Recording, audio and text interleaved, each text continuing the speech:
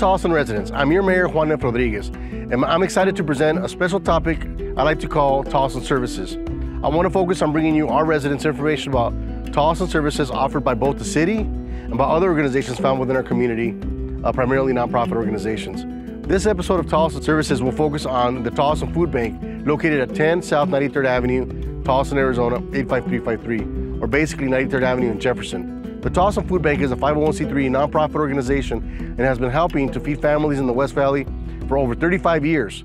Every week, Monday through Friday, families and other food ministries come to pick up food banks at this location to fill their vans and trucks with groceries to take back to their communities. Nearly 35 tons of food is distributed each month from this location. So we're gonna go inside, get a better look, and then we're also gonna have a conversation with Director Pastor Mike Sims. Come inside and join me.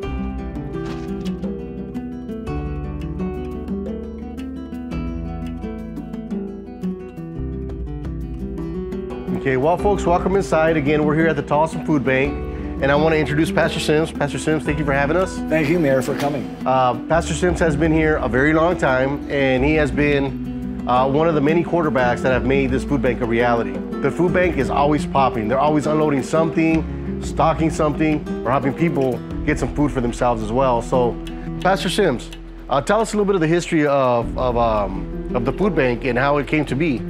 Well, I had nothing to do with that. I wasn't here. It was before my time, I guess you'd say. But in 1988, 89, Pastor Clark was the pastor of the church. He was driving through by one of the farmer fields, and he had a pile of turnips in there, and Pastor Clark decided to stop and ask the farmer what he was going to do with them.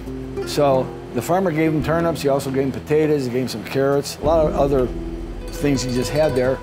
That was the start of the food bank. It was kind of accidental, but that's how it started. It just grew from there.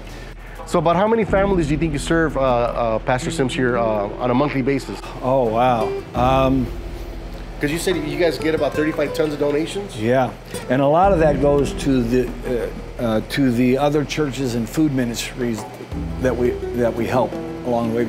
But on Mondays, Tuesdays, and Thursdays from 3 to 6, we're open to the public.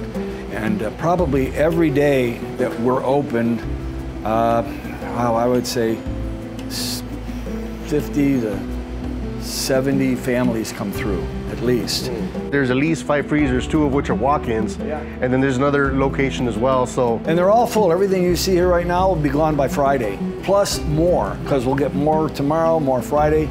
So it all goes out either to the family. Comes in, goes right back out. Yeah, we have a lot of turnover purposely. Get it in, get it out. A lot of cooperation amongst the food banks. They share food. Food gets here and it goes right back out the door to provide the service that's necessary in our community. And as Pastor mentioned, it's really a regional benefit. This food bank services other ministries where they can help their communities and provide food for them as well. So it's a benefit that, gives time and time again. So it's a beautiful thing. And like we mentioned earlier, need, visits everybody at some point in their life.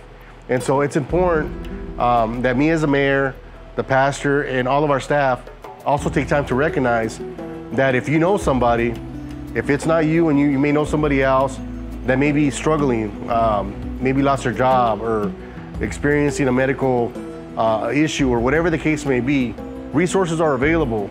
Our Human Services Department has a slew of resources, but here in the community also, we have resources that you can tap into. So, Pastor, with that being said, if somebody did want to come down here and ask for some food, what are your typical hours of operation? Mondays, Tuesdays, and Thursdays, we open at 3 in the afternoon and we stay open until 6 p.m. in the evening.